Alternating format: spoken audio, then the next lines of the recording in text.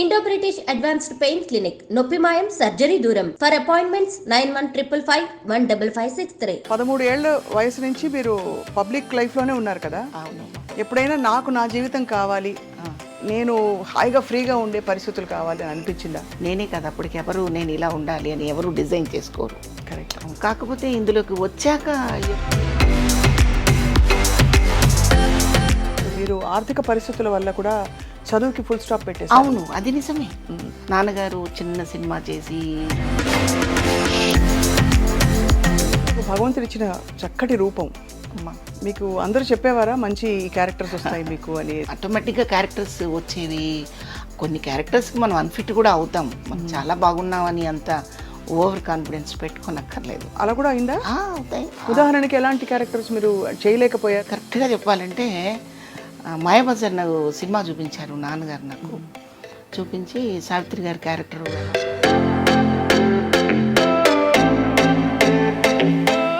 నేను చేయను.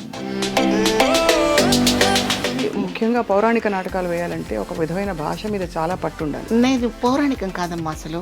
మరి దుర్యోధనుడిగా మీ వేషం చూశాను నేను. మీకు ఎలా అనిపించింది శోభన్ బాబు గారి సినిమాలో మీద? అబ్బో, అది చెప్పాలంటే అది ఒక అందమైన కథమ్మా. మానవుడు దానవుడు సినిమాకి ఒక 21 సార్లు వెళ్ళానమ్మా. కానీ అంత చక్కగా అంత అందంగా ఉండే శివపార్వతి గారు ఎక్కువ హీరోయిన్ పాత్రల నుంచి తొందరగా అమ్మ క్యారెక్టర్స్కి వెళ్ళిపోయారనే క్వశ్చన్ మిమ్మల్ని చాలా మంది అడుగుంటారు. మీరు అంత అందం అంటుంటే డౌట్ వస్తుందిరా నాకు. ఇప్పుడు మరి టీవీ సీరియల్స్ ప్రపంచం ఎలా ఉంది మీకు? ఇక్కడ కార్తీక మాసంలో శివపార్వతులని మనం తలుచుకుంటాం, స్మరించుకుంటాం. ఇవాళ అక్షరాల సాక్షాత్తు నటి శివపార్వతి గారిని కలవబోతున్నారు. అక్షరాల ఆవిడ చూస్తే అమ్మవారి అవతారంలాగా ఉంటారు. అందుకే ఇంటింట టీవీ సీరియల్స్ ద్వారా, అంతకుముందు వందల సినిమాల ద్వారా, అతి చిన్న వయసులో రంగస్థల అనుభవం ద్వారా ప్రేక్షకులందరికీ చాలా దగ్గరయ్యారు. వారి వ్యక్తిత్వం అంటే వారి హుందాతనం అంతా కూడా వారి పాత్రల్లో అలా కనిపిస్తూ ఉట్టిపడుతూ ఉంటుంది. నిజానికి నెగిటివ్ షేడ్స్ వేసినా, మంచి హీరోయిన్ పాత్రలు వేసినా కూడా శివపార్వతి గారిది చాలా విశిష్టమైన స్థానం అన్నది ఎవరూ కాదనలేని విషయం. వారితో మాట్లాడదాం, వారి జీవితంలోని కొన్ని మైలురాళ్ళని తెలుసుకునే ప్రయత్నం చేద్దాం. శివపార్వతి గారు నమస్కారం. నమస్తే అమ్మా. ఎలా ఉన్నారు? బాగున్నాను. కార్తీక సోమవారం శుభాకాంక్షలు ముందుగా. మీకు కూడా థ్యాంక్ యూ. సో పండుగలు బాగా పొగిడారు. అయ్యో భలేవారు. లేదు, నిజం అది. అక్షరాల మీ గురించి ఎవరికి చెప్పినా కూడా ఎంత మంచి ఆర్టిస్ట్, ఎంత మంచి నటిని మా అమ్మగారు కూడా అన్నారు. అంటే యద్భావం తద్భావతి, మీకు తెలుసు కదా. మనం ఏ ఉద్దేశంతో ఏదనుకుంటే అలాగే అనిపిస్తూ ఉంటుంది. అది 13 ఏళ్ళ వయసు నుంచి మీరు పబ్లిక్ లైఫ్లోనే ఉన్నారు కదా. అవునమ్మా. ఎప్పుడైనా నాకు నా జీవితం కావాలి అంటే నేను హాయిగా ఫ్రీగా ఉండే పరిస్థితులు కావాలి అని అనిపించిందా? అప్పటికి నేనేమి అనుకోలేదమ్మా. చిన్న వయసు కదా. నేనే కదా అప్పటికి ఎవరు నేను ఇలా ఉండాలి అని ఎవరు డిజైన్ చేసుకోరు. కరెక్ట్. తల్లిదండ్రుల మీద కుటుంబం మీద డిపెండ్ అయిపోయే ఏజ్ కదమ్మా అది. అంత ఇండివిజువాలిటీ ఉండదు. నేను అప్పుడు ఏమీ అనుకోలేదు. కాకపోతే ఇందులోకి వచ్చాక ఎప్పుడు ఇలా ఉన్నాను ఏంటి అనే పరిస్థితి మాత్రం ఎప్పుడూ రాలేదు తల్లి. నేను హ్యాపీగానే ఉన్నాను. అవునా? ఎందుకంటే నాటకరంగం నుంచి వచ్చాను కనుక. అవును. ఆ వాతావరణం, అక్కడ చేసిన క్యారెక్టర్స్, టీమ్స్ ఎందుకోసం నాటకం వేస్తున్నారని తెలిసినప్పుడు నేను చాలా ఆనందపడ్డాను. కేవలం బతకడం కోసం కాదు తల్లి నాటకం. కానీ ఎక్కడో నేను విన్నాను మీరు ఆర్థిక పరిస్థితుల వల్ల కూడా చదువుకి ఫుల్ స్టాప్ పెట్టేసి. అవును, అది నిజమే. అది నిజమే. నాన్నగారు చిన్న సినిమా చేసి దాంట్లో ఆయన చేతులు కాల్చుకొని అసలు సినిమా చేసే పరిస్థితి కాదు మాది. ఆయన ఉత్సాహం, ఆయనకున్న ఇంట్రెస్ట్ అలా దారి తీసింది. సో అది వద్దు, అది అవ్వదు అనుకున్న తర్వాత తెనాల్లో పుట్టి పెరగడం చేత ఆ కళాకారుల మధ్య ఉన్న ప్రోత్సాహం వల్ల నేను ఆర్టిస్ట్ని అయ్యాను. కానీ మొట్టమొదట్లో నాకు నాటకం అంటే భయం కానీ, ఇంట్రెస్ట్ కానీ, ప్రేమ కానీ, అభిమానం కానీ ఇలాంటి పదాలు అసలు ఏమీ లేవు. వాళ్ళు ఏదో మేకప్ వేశారు, అందంగా డ్రెస్ వేశారు, స్టేజ్ ఎక్కమన్నారు. ఆ జనాన్ని చూసి అసలు కాన్సన్ట్రేషన్ పూర్తిగా జనం మీద పెట్టాలనే ఆలోచన కూడా లేని వయసు అది. నన్ను ఎవరన్నా చూస్తున్నారా లేదని వెతుక్కునే రోజు అనమాట అది. చిన్న వయసులో ఆడపిల్లలు అలాగే ఉంటారు. అవును అవును నిజం. కానీ సిగ్గు బిడియం లేకుండా స్టేజ్ మీదకి వచ్చి అందరి ముందు ఒక డైలాగ్ చెప్పాలన్నా కూడా అది కూడా చాలా పెద్ద సాహసం భయం అని కూడా చెప్పాలి. ఉండేది కాదు. అదే చెప్తున్నాను నేను. ఆ భయం ఉండేది కాదు. అసలు నన్ను ఎవరైనా చూస్తున్నారా లేదు, చూడాలి అనే అందరూ చూడాలనే ఒక తపన తప్ప ఇంకోటి ఉండేది. లేదు. భయం లేదు. ఆ భయం లేకపోవడమే నాకు ప్లస్ పాయింట్ అయింది. భయపడితే ఆర్టిస్ట్ అవ్వలేరు కదమ్మా. అవును, నిజమే. అవును. అప్పటి నుంచి మీకు భగవంతుడు ఇచ్చిన చక్కటి రూపం. అమ్మా మీకు అందరూ చెప్పేవారా మంచి క్యారెక్టర్స్ వస్తాయి మీకు అని? అట్లా ఏమీ లేదు. ఆటోమేటిక్గా క్యారెక్టర్స్ వచ్చేవి. కొన్ని క్యారెక్టర్స్కి మనం అన్ఫిట్ కూడా అవుతాం. మనం చాలా బాగున్నామని అంత ఓవర్ కాన్ఫిడెన్స్ పెట్టుకోనక్కర్లేదు. అలా అలా కూడా అయిందా? అవుతాయి నాటకాలు. మనం చెడగొట్టిన పరిస్థితులు ఉంటాయి. కొన్ని క్యారెక్టర్స్ తెలియక, చేతకాక. ఉదాహరణకి ఎలాంటి క్యారెక్టర్స్ మీరు చేయలేకపోయారు, లేకపోతే చేతకాకో లేకపోతే ఇంకో కారణం వల్ల మీకు తప్పిపోయాయని చెప్పచ్చు? తప్పిపోవడం అంటే కరెక్ట్గా చెప్పాలంటే మాయాబజార్ నాకు సినిమా చూపించారు నాన్నగారు. నాకు చూపించి సావిత్రి గారి క్యారెక్టర్ ఎలా ఉందో, ఎలా చేశారు చూడు, అది నువ్వు నాటకంలో చెయ్యాలి అన్నారు. నేను చేయనన్నాను. నేనే చేయనన్నాను.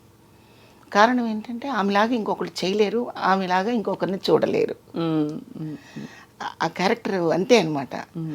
100కి 100% అనొచ్చో, 1000కి 1000% అనొచ్చో, ఏమనాలో నాకైతే తెలియదు. కానీ కొన్ని పాత్రలు వాళ్ళు చేశాక ఇంకొకళ్ళు చేయకూడదు. అవును. ఇమిటేషన్ చేసినా కూడా కరెక్ట్ కాదు, సాధ్యపడదు. అంటే అది రంగస్థలం మీద వేయించాలనా లేక నాటకం? అది అంటే బట్ అప్పుడు అభ్యంతరం ఎందుకు? అది సినిమా, ఇది రంగస్థలం కదా అయినా కూడా చూసే ప్రేక్షకుడికి సావిత్రి గారు గుర్తొస్తారు. గుర్తొచ్చి మళ్ళీ ఆ కంపారిజన్ వస్తుంది. ఖచ్చితంగా కంపారిజన్ వస్తుంది. మీరు చూడండి, రామారావు గారు కృష్ణుడు వేశాక మనం ఎవరు ఎంతమంది వేసినా కూడా మనకి రామారావు గారే గుర్తుకొస్తారు. అవును కదమ్మా. అలా అన్నమాట. ఆ ఫ్లేవర్ పోగొట్టకుండా, అంటే మనం చేయడం వల్ల ఆ ఫ్లేవర్ పోతుందని కదా పాత్రకి. ఆ పాత్రకి ఆ ఫ్లేవర్ పోగొట్టకుండా ఉండాలంటే మన మనసుకి ఒక నిర్ధారణ ఉండాలి. అవును. మనం చేయగలమా లేదా, మనకు ఆ క్యాపబిలిటీ ఉందా లేదా అని చూసుకోగలగాలి. అది మీరు నాటకాలు వేయడానికి, ముఖ్యంగా పౌరాణిక నాటకాలు వేయాలంటే ఒక విధమైన భాష మీద చాలా పట్టు ఉండాలి. నేను పౌరాణికం కాదమ్మా, అసలు వేయలేదు. మరి దుర్యోధనుడిగా మీ వేషం చూసాను నేను. అదేంటంటే నాకు ఇష్టం. అంతేనా? అలా క్యారెక్టర్స్ డిఫరెంట్గా చేయాలని. అది కూడా ఈ మధ్య జీ తెలుగు వాళ్ళు నాకు సరదాగా అవకాశం ఇచ్చారు. చిత్రం పళ్ళారి విచిత్రం సాంగ్ చేశామన్నమాట. అందుకోసం ఆ దుర్యోధనుడి గెటప్ వేసుకున్నాను. అయితే దీనికి అంకురార్పణ ఏంటంటే, చిన్నప్పుడు నా 16వ ఏట, 16-17 సంవత్సరాల వయసులో చంద్రంగాడి పెళ్ళి అని ఒక నాటికి రాశారు ఒక అతను.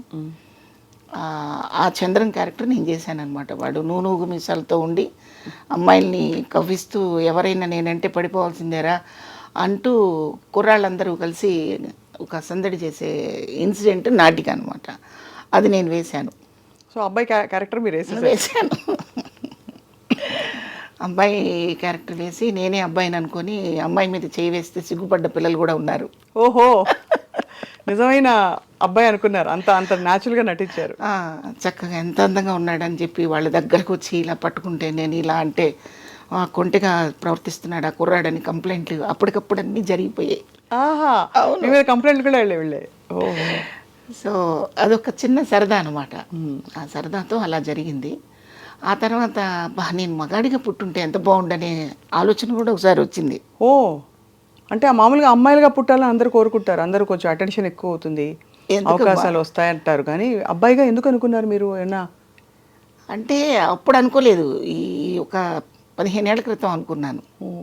అంటే సమాజంలో జరుగుతున్న విషయాలు కానివ్వండి, అయ్యో ఆడదాని పట్ల ఉన్న నిరాదరణ కానివ్వండి, ఎంత చదివినా ఎంత ఎదిగినా ఒదిగొదిగి ఉండే నైజం కానివ్వండి, ఇంకా వెనకబడే ఉన్నామా అన్న ఒక ఫీలింగ్ వచ్చినప్పుడు, నేను ఎందుకు మగాడిని పుట్టుంటే బాగుండు కదా, నేను ఎందుకు పుట్టలేదనే ఫీలింగ్ అలా వచ్చేదనమాట.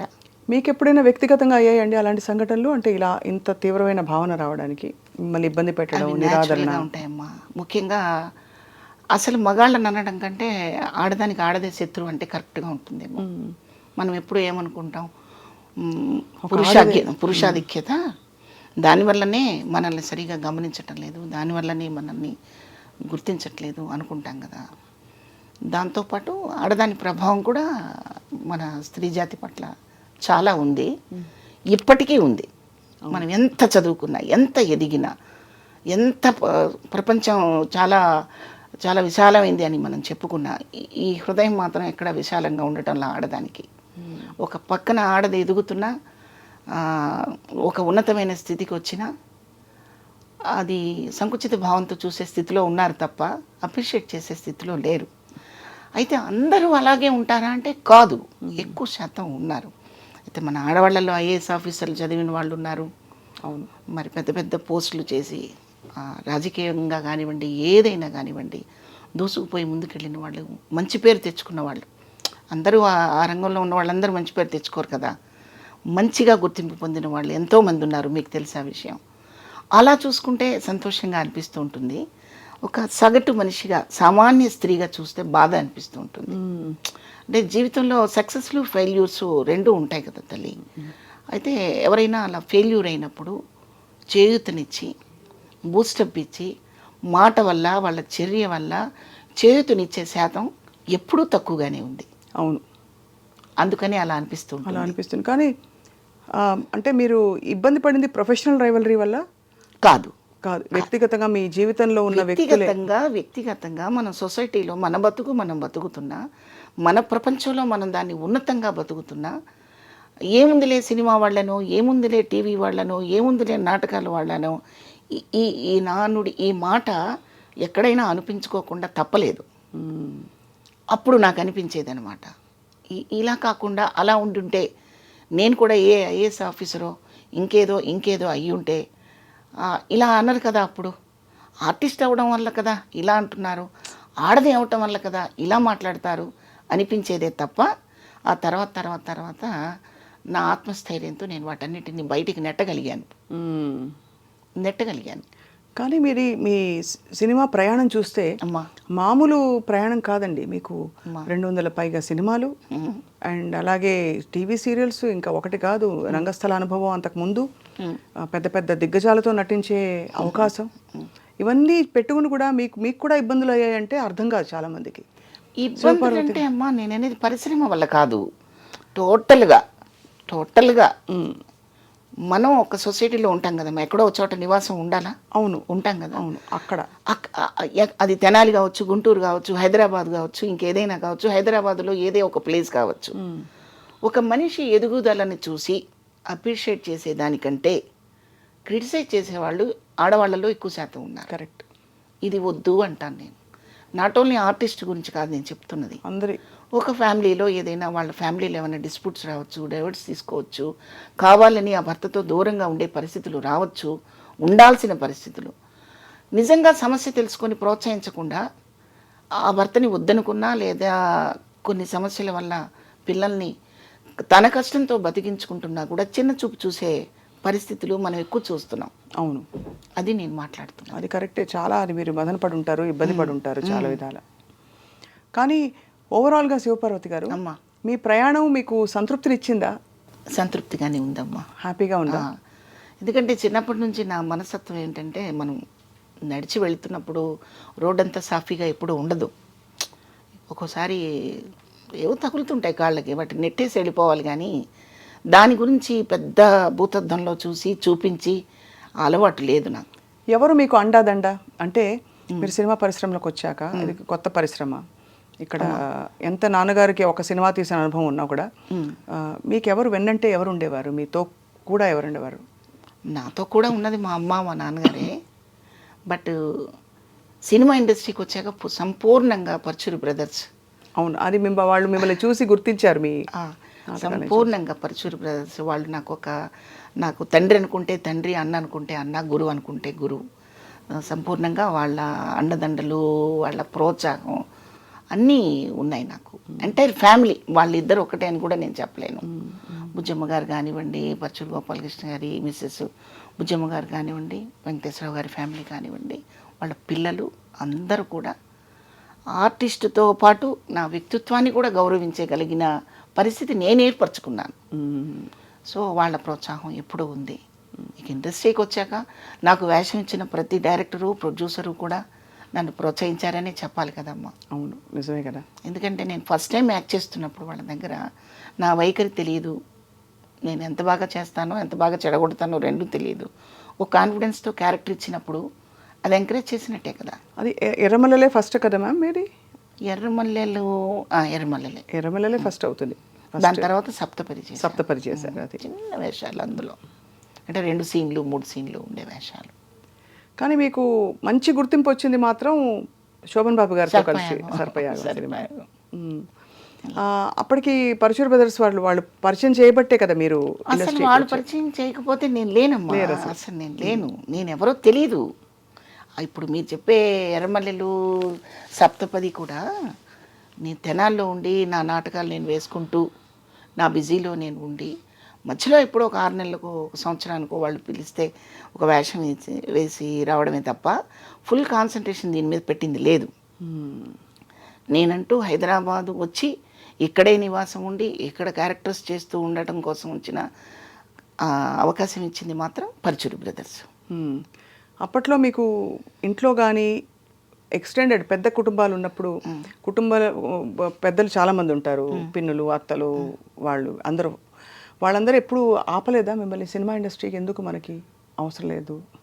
ఆపకపోవడం కాదు, అసలు వాళ్ళకు చిన్న చూపు. ఓహో, నాటకాలు అంటే చిన్న చూపు, సినిమా అంటే ఏదో సినిమాల్లోకి వెళ్ళిపోతున్నారు, అక్కడ ఏదో జరిగిపోతుంది అనే ఒక అవును ఆ రోజుల్లో ఉండేది కూడా. ఇది 70-80 దశకాల్లో ఇంకా ఎక్కువ ఉండేదని అంటుంటారు. కాబట్టి మీ కుటుంబం ఎలాంటి కుటుంబం శివపార్వతి గారు? బాగా ట్రెడిషనల్గా ఉండేవారా లేక కొంచెం అభ్యుదయ భావజాలం ఉండేవాళ్ళ? అలా ఏం కాదు. అమ్మ అన్ఎడ్యుకేటెడ్, అమ్మకు అసలు ఏమీ తెలియదు. నాన్న చదువుకున్నారు, నాన్న ఆర్టిస్టు, బాగా పాడతారు, బాగా పాడేవారు. ఆయనకి నాటకాలంటే ఇంట్రెస్ట్. అది పూర్తి ట్రెడిషన్, అంత పకడ్బందీగా అలాగా ఏమీ లేదు. ఆమెకు అసలు ప్రపంచమే తెలియదు ఆమెకి. మేము 7 పిల్లలను పుట్టామనేది ఆశ్చర్యంగా అనిపిస్తుంటుంది నాకు ఒక్కొక్కసారి అమ్మ గురించి గుర్తు చేసుకుంటే. చాలా చిన్న ఫ్యామిలీ, ఫైనాన్షియల్గా కూడా మేమేదో పెద్ద ఎదిగి అంత స్థిరంగా ఉన్న వ్యక్తులమేం కాదు. ఓ చిన్న, అంటే ఉండడానికి ఇల్లు, బతకడానికి చిన్న వనరులు ఉన్న ఫ్యామిలీయే తప్ప వెల్ సెటిల్డ్ అని చెప్పే అంత ఏం కాదు. అలా అనమాట. ఎంతమంది అక్క చెల్లెళ్ళు మీరు? ఇద్దరు. అండ్ ముగ్గురు బ్రదర్స్. సో అయితే మీరు మొత్తం 5గురికి మీరు అంటే దాదాపు 7 అని చెప్పారు. 7గురిలో 2 వెళ్ళిపోయారు. ఎప్పుడు? చిన్నప్పుడే? చిన్నప్పుడు. మేము 5 ముగ్గురు బ్రదర్స్ ఉన్నారు. అసలు పెద్ద పెద్ద కుటుంబాల్లో ఎన్ని జరిగిపోతూ ఉంటాయండి కళ్ళ ముందు, అర్థం కాదు కదా. అవి మొత్తం అంటే దాన్ని జీర్ణించుకునే లోపు ఇంకోటి ఏదో కొత్త సమస్య, సవాలు, పని, ఒత్తిడి, ఇవన్నీ ఎలా జీవితం, మీ బాల్యం, మీ యవ్వనం అంతా అందులోనే కొనసాగిపోయింది. పెద్ద కుటుంబాల్లో ఏముందిలేమ్మా, మాలాంటి చిన్న కుటుంబాల్లో కూడా ఎన్నో జరుగుతూ ఉంటాయి. అవి ఆపలేము. అంటే అది బుద్ధిని బట్టి, సంస్కారాన్ని బట్టి ఉంటుంది. ఉదాహరణకి మా మదరు చనిపోయి రేపు వచ్చే ఫిబ్రవరికి 2 years అవుతుంది. 2 years. అయితే సమాజం ఎలా ఉంది అంటే డబ్బు వల్ల మనసు ఎదగదు, డబ్బుతో సంబంధమే లేదు. మనిషి ఎదగాలి, మనసు ఎదగాలి. దానికి ఏమి పెద్ద పెద్ద ఎక్విప్మెంట్స్, కోట్లు, డబ్బులు, ఎకరాలు, పొలాలు అక్కర్లేదు. మనసుకు పదును పెడితే చాలు. అయితే ఆ మనసుకు పదును పెట్టడం చాలామంది మర్చిపోయారు. అమ్మకి 3 కొడుకులు ఉండి కూడా ఆమె దాన్ని ఏమంటారు, అంతిమయాత్రలో ఆమెకి సంబంధించిన సంస్కారాలు చేయడానికి 2 కొడుకులు రాలేదమ్మా. అలా ఎలా జరిగింది అసలు? రాలేదు. అంటే పెళ్ళిళ్ళు అయిన తర్వాత వాళ్ళ వరలోకి ఇరుక్కుపోతారు కొంతమంది మగవాళ్ళు. ఆవిడ పర్మిషన్ ఇవ్వలేదని మా మదర్కి ఆ కార్యక్రమాలు చేయలేదు. నా లాస్ట్ దూరంగా ఉంటారా వాళ్ళు బాగా? అంటే అమ్మ బుచ్చిరెడ్డిపాలెంలో ఉంటారు, మా సిస్టర్ అక్కడ ఉంది, అక్కడ నా దగ్గర ఉండేవారు. అమ్మ బ్రదర్స్ రాని బ్రదర్స్ ఎక్కడ ఉంటారు? ఇక్కడ హైదరాబాద్లో ఉంటాడు ఒక బ్రదరు. ఇక్కడి నుంచి రావడానికి కూడా ఇబ్బందా? ఇబ్బంది. వాళ్ళు ఏదో ఇతర దేశాల్లో ఉన్నట్టు. ఇతర దేశాల్లో ఉన్నా ఈ మధ్య వస్తున్నారు అందరూ, కానీ ఇక్కడే ఉండి రాకపోవడం అనేది చాలా ఆశ్చర్యం. వచ్చారు, కార్యక్రమాలు చేయడానికి వాళ్ళకి సమయం సరిపోదు. అంటే ఇప్పుడు 9 రోజులు కార్యక్రమం చేయాలి కదమ్మా, 13 రోజులు. మనిషి చనిపోయిన దగ్గర నుంచి 13 రోజులు ఆ కార్యక్రమం కొడుకులు చేయాలి కదా. ఆ కార్యక్రమం చేయడానికి ఇన్ని రోజులు ఇక్కడ ఉండలేము అని చెప్పి ఆగిపోయాడు ఒకడు, మా లాస్ట్ బ్రదరు. అమ్మకి వాడంటేనే ప్రాణం, అయ్యో, వాడంటే పంచప్రాణాలు. అలా కొట్టుకులాడుతుండేది. అయితే నేను ఈ విషయం నేను ఎందుకు చెప్తున్నానంటే నా మీద సింపతి చూపించుకోవడానికి లేకపోతే నా ఫ్యామిలీలో ఇంత జరిగిందని చెప్పడానికి కాదమ్మా. ఇవాళ సమాజంలో 90% అలాగే ఉన్నారు. 90% తల్లిదండ్రుల పట్ల అలాగే ఉన్నారు. అలా ఉండకూడదు. అది తప్పు, అది ద్రోహం. బయటకు వచ్చేటప్పుడు మనం చక్కగా నీట్గా అలంకరించుకొని చాలా ఖరీదైన మనుషుల్లా తిరిగినంత మాత్రాన ఖరీదు అవరు. ఖరీదైన పనులు చేయాలి, విలువిచ్చే పనులు చేయాలి, మన విలువను పోగొట్టుకోకూడని పనులు చేయాలి. మన మోరల్స్, మన కుటుంబ సంబంధాలు, బంధాలు, అనుబంధాలు ఇవన్నీ ఎప్పుడు పదిలంగా కాపాడుకోవాలి. ఒకరి కోసం కాదు, మన కోసం కదా అమ్మా. అందుకు నేను ఈ విషయాన్ని మీకు రివీల్ చేశాను. లేదు, చాలా బాధాకరమైన విషయమే. ఒక సోదరిగా మీరు, అమ్మకి కూతురుగా, అలాగే ఈ అన్నలే కదా మీకు ఇద్దరికి? తమ్ముళ్ళకి అక్కగా మీరు చాలా బాధపడి ఉంటారు. మరి దెబ్బలాడారా వాళ్ళతో? ఎందుకు రాలేదని? ఎందుకు చేయలేదు? అందరూ వచ్చారు. అదే ఎందుకు రాలేదంటే ఆ కార్యక్రమాలకి ఎందుకు ఉండలేకపోయారు? వాళ్ళకి టైం లేదు.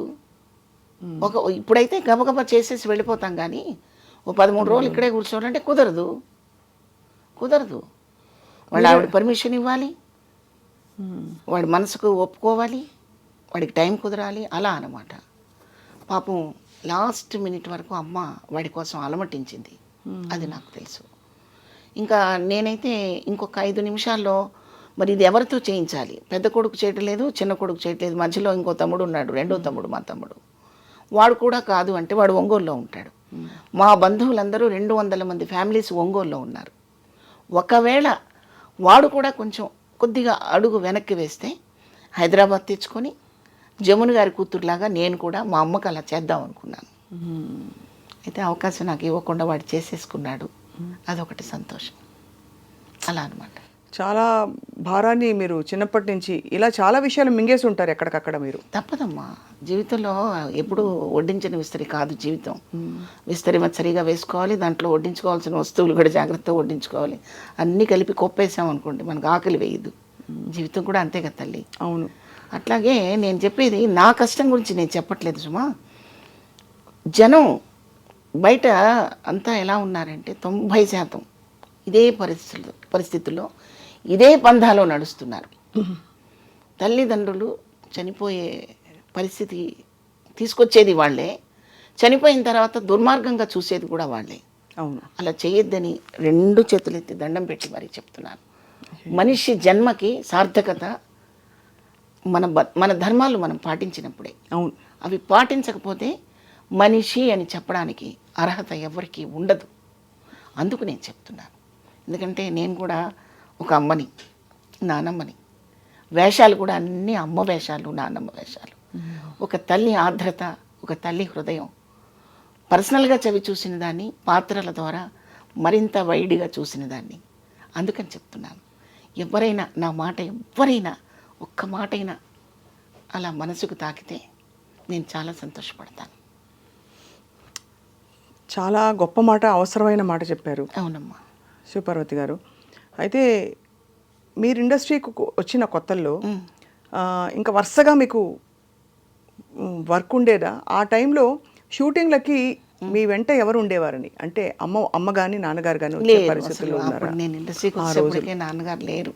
నాన్నగారు వెళ్ళిపోయారు. అసలు నేను సినిమా ఆర్టిస్ట్ అయ్యాక నాన్న చూసుకోలేదు. మీరే అయితే మొత్తం ఆల్మోస్ట్ కొడుకుగా, కూతురుగా, పెద్ద కొడుకు మీరే ఇంటికి అలా జరిపించారు మొత్తం. అప్పుడు భయం వేసేది కాదు శివపార్వతి గారు మీకు? భయం వేసేది కాదు. ఎందుకంటే ఇది ఒక పురుషాధిక్య సమాజం, ప్రపంచం, సినిమా ఇండస్ట్రీలో మరింతగా. అండ్ ఆడపిల్లలకి అందులో మీలాగా చాలా అందంగా, రూపవతంగా, నువ్వేదో ప్రేమతో అన్నిసార్లు లేదు, ఇప్పటికే లక్షణంగా కళకళలాడుతున్నారు మీరు నానమ్మ అయ్యాక. అప్పుడు ఇంకా ఎంత బాగుండేవారో మీ సినిమా చూస్తే అఫ్కోర్స్ అర్థం అవుతుంది. కానీ అప్పుడప్పుడే లోకంలోకి అడుగు పెడుతున్న శివపార్వతి గారికి ఎలా ఉండేది? అమ్మో, వీళ్ళతో ఎక్కువ మాట్లాడితే ఏమనుకుంటారా? ఎందుకు వీళ్ళు ఎందుకు ఇలా ఎక్కువ నాకేసి చూస్తున్నారు? భయాలు ఉంటాయి కదా? డెఫినెట్గా ఉంటాయమ్మా, తప్పకుండా ఉంటాయి. బట్ ఆ భయాలు నన్ను ఎప్పుడు భయపెట్టలేదు. నా భయమే అది. అవతల వాళ్ళని చూసి భయపడటం అనేది నా వంతు. కానీ వాళ్ళెవరూ నన్ను భయపట్టలేదు.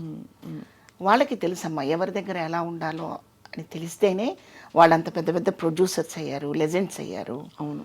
పెద్ద సినిమాలు చేయగలిగారు, కొన్ని వందల మందికి వేల మందికి ఉపాధి వాళ్ళే కాగలిగారు. కరెక్ట్. అవును. పనికిమాల విషయాల మీద మనసు పెట్టుంటే వాళ్ళంత పెద్దవాళ్ళు అవ్వరమ్మా అవును అని నా నమ్మకం. అది చాలామంది ఇది విశ్వసించరు, నమ్మరు. నా నోటితో నేను చెప్పే మాటని ఆవిడ అలాగే చెప్తుంది, ఇక్కడ ఏం ప్రాబ్లం లేదని అదే ఉట్టి మాటలు అనుకుంటారు. కాదమ్మా, నిజమైన మాటలు. నేను అవకాశం ఇస్తే మీరు వేరే టాపిక్ మాట్లాడతారు కదా అమ్మా. అంటే మీరంటే మీరు కాదు, ఎవరైనా ఎదుట ఉన్న వ్యక్తి అవకాశం మనం ఇచ్చినప్పుడు వేరే టాపిక్ మాట్లాడతారు. అవకాశం నేను ఇవ్వనంతకాలం మాట్లాడరనేది నా ఉద్దేశం, మీరు అర్థం చేసుకోండి. అర్థమైంది. అంటే మీరు జరిగిన విషయాలు, మనం వినే విషయాలు కూడా అవతల వాళ్ళ అవకాశం ఇవ్వబట్టే చాలా విషయాలు జరుగుతాయి అంటున్నారు, అంతే కదా? ఆ అవకాశం వాళ్ళు మంచి వాళ్ళు చెడ్డవాళ్ళు కాదని నేను అంటలా. అది కాదు, సమాజంలో ప్రతి మనిషిలో మంచి చెడు రెండూ ఉంటాయి. అవును. ఇప్పుడు ఒక పర్స్ పడిపోయింది అనుకోండి రోడ్డు మీద, ఫస్ట్ మనం పర్స్ తీస్తాం. అవును. అందులో వాల్యుబుల్స్ చాలా ఉంటాయి, ఏటీఎం కార్డులు, డబ్బులు అన్నీ ఉంటాయి. సంస్కారవంతుడు ఏం చేస్తాడు, వీడి నెంబర్ ఏమన్నా ఉందా అని చూసి, బాబు ఈ పర్స్ పోయింది బాబు, ఈ నెంబర్ ఈ పర్స్ మీదే అని చెప్తాడు. కాకపోతే వేరే మనిషి అనుకోండి, ఆ నెంబర్ మాత్రం తీసి తొంగలో తొక్కేసి మిగతావన్నీ తీసి జేబులు వేసుకుంటాడు. ఇప్పుడు తప్పెవరిదంటారు అమ్ముడు? అంతే కదా, చెప్పండి. అంత బలమైందే అవకాశం కూడా. ఇప్పుడు కాకపోతే 10 అవకాశాలు రావచ్చు, 9 పోయి 1 రావచ్చు, పోతాయి. అలా మనం వేరే తోవలోకి వెళ్ళకపోతే అన్ని అవకాశాలు వస్తాయా అంటే రాకపోవచ్చు. ఓర్పు ఉండాలి మనకి, ఓర్పు ఉండాలి. బహుశా మీరు అన్నట్టు అదే, మన మీద మనకు నమ్మకం ఉండాలి. ఎందుకంటే మీరు సప్తపది, ఎర్రమల్లెలు అవన్నీ పాత్రలు వేశాక కూడా మీరు అన్ని 200 సినిమాల ప్రయాణం మీరు కొనసాగింది. అంటే ఖచ్చితంగా మీ మీద మీ రంగస్థల అనుభవంతో పాటు మీకుండే ఆత్మస్థైర్యం కూడా చాలా కలిసి వచ్చింది కదండి. అందులో పరుచూరి బ్రదర్స్ మీకు చాలా సపోర్ట్ చేసేవారు. అంటే వాళ్ళు డైరెక్ట్గా సినిమాలో పాత్రలు ఆఫర్ చేశారా మీకు? ఎలాగా? సప్తపది సర్పయాగం అప్పుడు ఆయనే డైరెక్టర్ గారమ్మా, గోపాలకృష్ణ గారి డైరెక్షన్. దానికి రామానాయుడు గారు, సురేష్ ప్రొడక్షన్స్. కొంచెం నాయుడు గారే భయపడ్డారు, కొత్త వాళ్ళు గోపాలకృష్ణ గారు ఏం చేస్తారంటే, లేదండి మనం అవకాశం ఇస్తేనే కదా వాళ్ళు పాత వాళ్ళు అవుతారు అని చెప్పి ఒప్పించి అవకాశం ఇచ్చింది మాత్రం పరుచూరి బ్రదర్స్ ఇద్దరు కూడా. సో నాయుడు గారు కూడా ఒక సీన్ చేశాక, ఒకరోజు షూటింగ్ జరిగాక ఆయన ఉండి, నువ్వు చక్కగా రోజు ఇలా చక్కగా రెడీ అవ్వాలి, హెయిర్ డిస్టర్బ్ అవుతుందా, మేకప్ డిస్టర్బ్ అవుతుందా అన్నీ చూసుకోవాలి, కాన్సన్ట్రేషన్ అంతా క్యారెక్టర్ మీద పెట్టు నువ్వు అని చెప్తుండేవారు ఆయన. ఎటువంటి సినిమాలు చేసిన ప్రొడ్యూసర్ అమ్మా ఆయన. మరి మాలాంటి వాళ్ళకి ఎందుకు చెప్పాలి అసలు? బెదిరించవచ్చు కదా, అది నేను అన్నది ఇందాక. మాకు భయం ఉండొచ్చు కానీ అవతల వాళ్ళు మనం భయపెట్టలేదు అంటే దాని అర్థం అదే. రామానాయుడు గారు ఏంటి ఇలాంటి వాళ్ళని పట్టుకొచ్చారని ఒక మాట అంటే ఫేడ్ అవుట్ అయిపోతాం, ఎప్పుడూ అనలేదు. శోభన్ బాబు గారు ఆయన అప్పటికే చాలా చాలా గొప్ప అందగాడని ప్రపంచవ్యాప్తంగా అందరూ, తెలుగు వారందరికీ అభిమాన నటుడు. మీకు ఎలా అనిపించింది శోభన్ బాబు గారి సినిమాలో? అబ్బో, అది చెప్పాలంటే అది ఒక అందమైన కథ అమ్మా. నేను చిన్నప్పుడు మానవుడు దానవుడు సినిమాని స్కూల్ ఎగ్గొట్టేసి, అంటే నేను చదివిందే 7th అనుకోండి, అది కూడా ఆరాకొరగా వెళ్ళేదాన్ని స్కూల్కి. 2 దెబ్బలు తిని, తిట్లు తిని వెళ్ళేదాన్ని, అక్కడ తిట్లు తిని బయటకు వచ్చేదాన్ని. ఆ పరిస్థితిలో మానవుడు దానవుడు సినిమాకి ఒక 21 సార్లు వెళ్ళానమ్మా. 21 times. ఎందుకు అంటే ఇది నిజంగా కొంచెం ఎగ్జాగరేషన్ అనుకుంటారు మీరు. అణువు అణువున వెలసిన దేవా అనే ఒక సాంగ్ మీకు గుర్తుంది కదమ్మా, ఆ సాంగ్ అంటే నాకు పిచ్చమ్మా. సో అణువు అణువున పాట మీకు ఫేవరెట్ పాట? నాకు చాలా ఇష్టమయ్యేది. అప్పుడు నాకు ఎంతమ్మా, చిన్న వయసు, నాకు 7th అంటే 11 ఏళ్ళేమో అంతే. నాకు చాలా ఇష్టమయ్యేది అది. ఇప్పట్లాగా యూట్యూబ్లు మళ్ళీ పెట్టుకొని వినడానికి అవకాశం లేదు కదా, అందుకని ఆ పాట వినటం కోసం అన్నిసార్లు వెళ్ళాను నేను.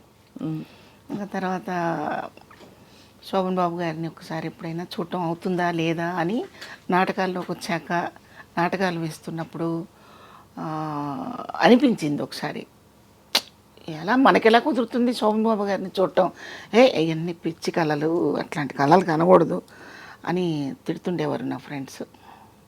కానీ ఆ శోభన్ బాబు గారితో నేను యాక్ట్ చేస్తున్నానని అనిపించినప్పుడు ఇది కళ నిజమా అనుకుని నన్ను నేను ఇలా తట్టుకున్న రోజు ఉంది.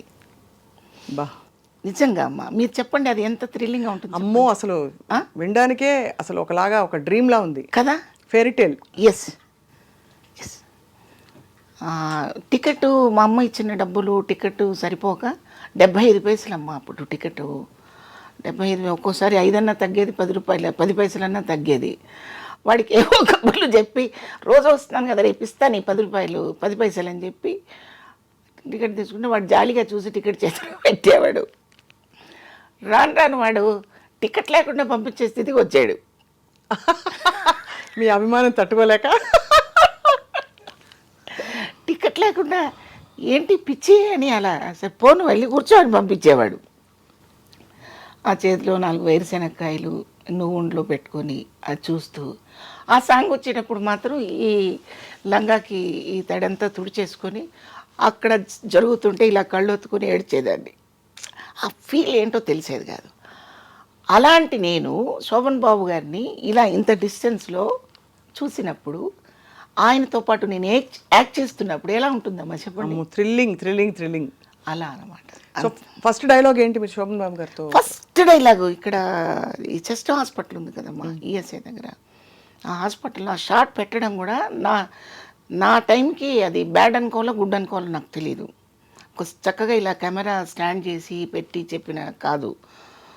ఈ ఒక స్టేర్ కేసు నుంచి ఎక్కి ఆ స్టేర్ కేసు నుంచి దిగి ఆయన్ని ట్రేస్ చేసి పట్టుకొని నా బిడ్డని మీరు ఎలాగైనా బతికించాలి డాక్టర్ గారు, ఎన్ని కోట్లైనా పర్వాలేదని చెప్పి మీ కాళ్ళు పట్టుకుంటానని పరిగెడుతూ చెప్పే డైలాగ్ అది. ఆ డైలాగ్ నేను ఎక్కడో ఆగిపోతున్నాను ప్రతిసారి. ఆగిపోతుంటే అన్ని లైట్లన్నీ ఆపేశారు. నాకు టెన్షన్ వచ్చేసింది. ఆయన దగ్గరికి పిలిచి ఇలా షోల్డర్ మీద చేయి వేసి, ఏది ఫ్రీగా ఇచ్చిన టికెట్తో సహా నేను వెళ్ళి చూసి వచ్చిన శివపార్వతిని ఆయన ఇలాగా షోల్డర్ మీద చేయి వేసి, ఎందుకు టెన్షన్ పడుతున్నామ్మా నువ్వు అన్నారు. తెలియదండి, పరిగెడుతుంటేనేమో ఇది గస వస్తుంది, మీరు అనేది నాకు ఊహించలేకపోతున్నాను, భయం వేస్తుంది, డైలాగ్ మర్చిపోతున్నాను అని. అంటే ఇక్కడ ఒక అక్షరం పోయినా ఎవరు ఇక్కడ అదే అక్షరం పలకలేదని అడిగే షాట్ కాదు ఇది. మీరు ఒకటే గుర్తుపెట్టుకోండి అమ్మా, మీ బిడ్డకి బాగాలేదు, డాక్టర్ని ప్రాధాయపడుతున్నారు, మీరేం చెప్పాలో చెప్పేసేయండి అన్నాడు. ఇంకా తర్వాత ఒకటే షాట్లో ఓకే అయిపోయింది అది. అబ్బా, ఏం చెప్పారు చెప్పరా ప్లీజ్? అదే చెప్పాను అక్కడ. డాక్టర్ గారు ఒకసారి డాక్టర్ గారు డాక్టర్ గారు డాక్టర్ గారు డాక్టర్ గారు అంటూ వెంటబడి పరిగెత్తుకుని వెళ్ళి ఎన్ని కోట్లైనా ఇస్తాను డాక్టర్ గారు, నా బిడ్డని బతికించండి డాక్టర్ గారు, ప్లీజ్ డాక్టర్ గారు, ప్లీజ్ డాక్టర్ గారు అంటుండగా షార్ట్ అయిపోయింది. ఈ షార్ట్ అవ్వగానే నాగేష్ గారు వచ్చి అప్రిషియేట్ చేశారు ఫస్ట్. ఆయనంత మహానుభావుడో చెప్పండి. ఆయన అసలు ఆయన నా నుదురు మీద ముద్దు పెట్టేసుకొని ఎంతో తబ్బిబ్బైపోయి ఎంత మంచి ఆర్టిస్ట్ నాయుడు గారు అంటే ఉట్టిదే. వాళ్ళు చేసిన క్యారెక్టర్లో నేను ఏముంది అక్కడ చేసింది చిన్న షార్ట్. ఇది నేను ఎందుకు చెప్తున్నానంటే, ఒక మొక్క ఎదగడానికి రోజు నీరు పోయటము, దాన్ని కాపాడటం ఎంత పదిలంగా మనం చూస్తామో, ఒక ఆర్టిస్ట్ ఎదుగుదలకి అటువంటి మహానుభావులందరూ కూడా చక్కగా వాళ్ళ ప్రోత్సాహాన్ని అందించి ఒక్కొక్క మెట్టు ఎక్కించడానికి దోహదపడతాయన్నమాట. అటు ఒకటి నాయుడు గారు విసుక్కున్నా, శోభన్ బాబు గారు విసుక్కున్నా, గోపాలకృష్ణ గారు విసుక్కున్నా ఇలా కొంచెం ఇదైపోయారు, అయిపోతాం. నాగేష్ గారు ఎక్కడండి ఇది తలకాయ నొప్పి, ఇంత పెద్ద షార్ట్ పోయిందండి, కంపైపోయింది అని అంటే నేను ఎప్పుడో వెళ్ళిపోయేదాన్ని తెనాలి. నేను అందుకని వాళ్ళని ఇప్పుడు గుర్తు చేసుకుంటున్నాను. నిజంగా మహానుభావులు వాళ్ళు. మాతో పాటు పక్కన ఆర్టిస్ట్ కూడా పంచభక్ష పరమన్నాలు తినాలని కోరిక గోపాలకృష్ణ గారికి రావటం, పరచూరు బ్రదర్స్కి. ఆ కోరికని ఒక రామానాయుడు గారు, దాసరి గారు, నారాయణమూర్తి గారు, ఎంతోమంది గొప్ప గొప్ప డైరెక్టర్స్, ఆర్టిస్టులు వీళ్ళందరూ కూడా గమనికతో ఉండడం అనేది చాలా గొప్ప విషయం. వెరీ గుడ్ ప్లాట్ఫామ్ అనమాట అది మాకప్పుడు. చాలా బ్యూటిఫుల్. అంటే మీకు అన్నీ అమరినట్టు భగవంతుడి ఈ నిర్ణయం అంటారా ఇవన్నీ? ఖచ్చితంగా అమ్మా. అంటే అంత నమ్ముతారా మీరు? నమ్ముతానమ్మా, బాగా నమ్ముతాను, బాగా నమ్ముతాను. మనం చేసే పనులు మనకెప్పుడు మనల్ని బ్లెస్ చేస్తాయమ్మా. కాకపోతే మీలాగా ఎదురుకుండా నాకు ఇలా దేవుడు కనిపించకపోవచ్చు, మీతో ఏదో మంచి పని మాత్రం నాకు చేయిస్తాడు. ఏదో అలా భగవంతుడు ఏ మార్గంలో ఎప్పుడు రావాలో అది అలా మనకు మీకు అనేక తెలీదు. సందర్భాల్లో స్ఫురించి మీకు ఇలా దేవుడు దయ వల్ల అది జరిగింది. ఇప్పుడు గోపాలకృష్ణ గారిలో ఆ భావన కలిగించింది దేవుడు, కానీ దేవుడు నాకు కనిపించడు. అంతే కదా. ఒక స్టేజ్ ఆర్టిస్టులు వీళ్ళు 30 మంది ఆర్టిస్టులను సెలెక్ట్ చేసుకున్నారమ్మ అప్పుడు వాళ్ళు. వీళ్ళందరూ తెలంగాణ శకుంతల, నేను, రఘునాథ్ రెడ్డి, జయప్రకాష్ రెడ్డి, చింతన్ దేవనాథ్ గారు అని ఇంకొక ఆర్టిస్ట్ ఉన్నారు. కొంతమంది బయటికి రాలేకపోయారు, కొంతమంది అదృష్టవశాత్తు చేసుకున్నారు. నేను ఈ రోజుకి మీ కంటికి కనపడుతున్నానంటే నిజంగా వాళ్ళు ఇచ్చిన బ్లెస్సింగ్స్ ఎంత గొప్పవి అనేది నేను ఇక్కడ చెప్పాలి. అట్లా. కానీ అంత చక్కగా అంత అందంగా ఉండే శివపార్వతి గారు ఎక్కువ హీరోయిన్ పాత్రల నుంచి తొందరగా అమ్మ క్యారెక్టర్స్కి వెళ్ళిపోయారనే క్వశ్చన్ మిమ్మల్ని చాలామంది అడుగుంటారు. మీరు అంత అందం అంటుంటే డౌట్ వస్తుందిరా నాకు. ఎందుకంటే ఆ రోజుల్లో కావాల్సిన దేవిక గారిలా ఉంటారు మీరని చాలామంది చెప్పుంటారు మీకు. గురుగారే చెప్పారు. గోపాలకృష్ణ గారి మిస్సెస్ ఇంట్లో వాళ్ళందరూ అలా అనుకుని నన్ను సెలెక్ట్ చేశారు. అంటే అప్పట్లో తెలుగు అమ్మాయి చక్కగా పొందిగ్గా ఉండే అమ్మాయి అంటే ఆ లక్షణాలన్నీ మీలో ఉన్నాయి.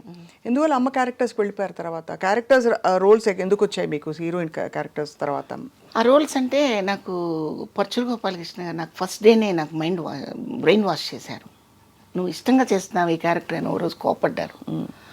అంటే నేను హీరోయిన్గా చేశాను కదా గురువుగారు అని ఒకరోజు నసగడం జరిగింది సెట్లో. చాలా పొరపాటు పడుతున్నావు నువ్వు, ఒకసారి మదర్ క్యారెక్టర్ వేస్తే నువ్వు ఉన్నంత వరకు వేయచ్చు వేషాలు. హీరోయిన్ అంటే కొంతకాలం చేసి తర్వాత ఫేడ్ అవుట్ అయిపోతావు. ఆ తర్వాత రీఎంట్రీలు గోళ గందరగోళం ఉంటాయి. ఏది ఒక స్టాండర్డ్ వచ్చిన హీరోయిన్ అయితే మళ్ళీ ఆ స్టాండర్డ్ రాకుండా 2 సినిమాలు చేసి పక్కెళ్ళిపోయావు అనుకో, ఎవరు పట్టించుకోరు.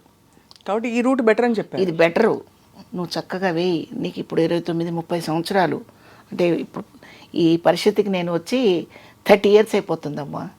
అంటే 30 years బ్యాక్ సంగతి నేను చెప్తున్నాను.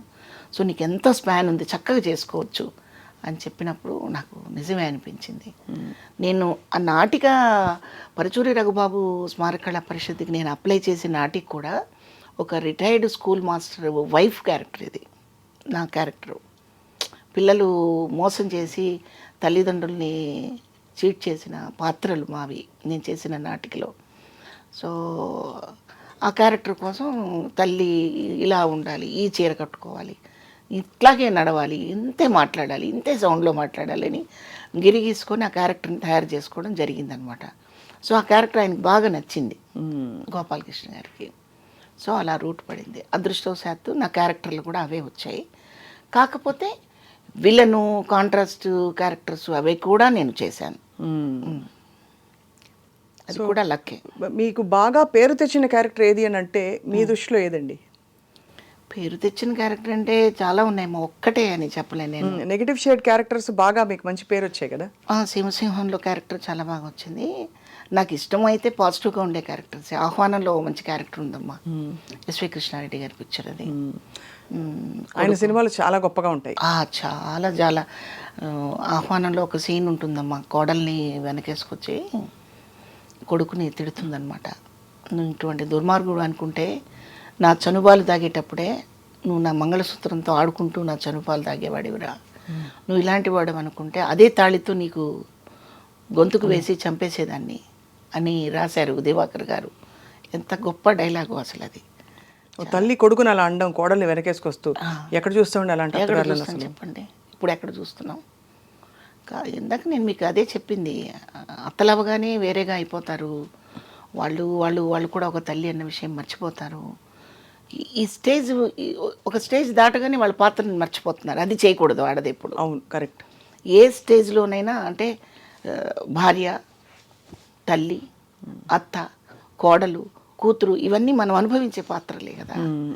కానీ ఒక్కొక్కసారి ఒక్కొక్క రకంగా ఎందుకు ఉండాలి? మన నేచర్ ఎలాగ మార్చుకుంటాము, కానీ మారిపోతున్నాయి. మారిపోవటం వల్లనే సమాజంలో యుద్ధాలు, విడాకులు, గందరగోళాలన్నీ జరుగుతున్నాయి. అందుకని ఆడదానికి ఆడది శత్రువు అని మొదటిగా మీకు చెప్పడం జరిగింది. అదే అక్కడి నుంచి మొదలైంది. మీరు ఏమన్నా కష్టాలు పడ్డారా శివపార్వతి గారు? అంటే ఒక కుటుంబ పరిస్థితుల్లో? డెఫినెట్గా ఇప్పుడు మా ఫాదర్ తర్వాత కుటుంబం అంతా నేనే భుజాన్ని వేసుకున్నాను. అమ్మని, పిల్లలని, అంటే నా తమ్ముళ్ళని అందరినీ నా పిల్లలు అనుకుని పెంచడం. సో మీరు సంపాదించి ఇంటికి తెచ్చి పెట్టేవారు మొత్తం? పెట్టకుండా ఎలా పెరుగుతారమ్మా? అవునా, అది పెద్ద బాధ్యత కదా. బాధ్యత. ఇందులో సిగ్గుపడటానికి బాధపడే విషయాలు ఏం కాదు, అసలు గర్వపడాలి. ప్రౌడ్గా చెప్పాలి. అవును. ఎందుకంటే ఈరోజు చాలామంది బాధ్యత లేకుండా బతుకుతున్నారు. బాధ్యతతోనే బతకాలి. మనది భారతదేశం. మనమందరం సమైక్యంగా చక్కగా మన కుటుంబాలు కళకళలాడుతూ ఉండాలంటే బాధ్యతలు మర్చిపోకూడదు. వేరే పోకడల మీద ఎక్కువ కాన్సన్ట్రేట్ చేయకూడదు. అవును. ఎవరు ఆకలితో ఉన్నారో ఎవరికి ఆకలి తీర్చాలో గమనించకపోతే మనిషి అనే పదానికి అర్థమే ఉంటుందమ్మా. అందుకని అంటే ఆడపిల్లలందరూ ఆర్టిస్టులు అయ్యి కష్టపడి కుటుంబాన్ని పోషించండి అని కాదు నేను చెప్పడం. బాధ్యత లేకుండా కొంతమంది ఉంటున్నారు. అబ్బాయిలు ఉద్యోగాలు వచ్చాక వాళ్ళ లైఫ్ స్టైల్ వేరుగా పెట్టుకొని కుటుంబాన్ని మర్చిపోయే వాళ్ళు ఎంతోమంది ఉంటున్నారు. అలా కాకూడదు. అందరూ బాధ్యతగా ఉండాలి. అందరిలో మనం ఉండాలి. అవును. అది ఈ సమయంలో మీ వివాహం ఎప్పుడైంది శివపార్వతి గారు? చిన్నప్పుడు అంటే నాకు బాబు 19 ఇయర్స్కే బాబు పుట్టాడమ్మా.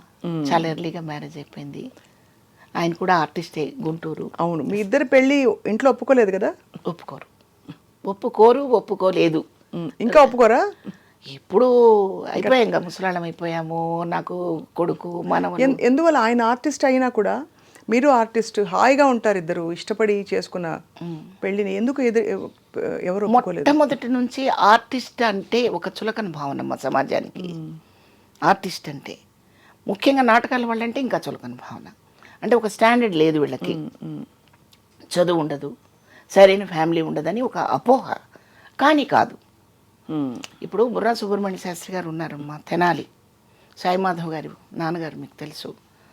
అయితే ఆడవేషాలు ఆడవాళ్లే వేయని రోజుల్లో ఆయన ఆడవేషాలు వేసిన రోజులు అవి. అవును. అప్పట్లో ఆడవేషాలు ఆడవాళ్ళు వేసేవాళ్ళు కాదు. అవును. కొంచెం రిస్ట్రిక్షన్స్ పెట్టుకుని ఉన్నారు. ఆ రోజుల్లో కుటుంబంలో నుంచి ఒక ఆర్టిస్ట్ వచ్చింది అంటే వాళ్ళు వింతగా చూసేవాళ్ళు.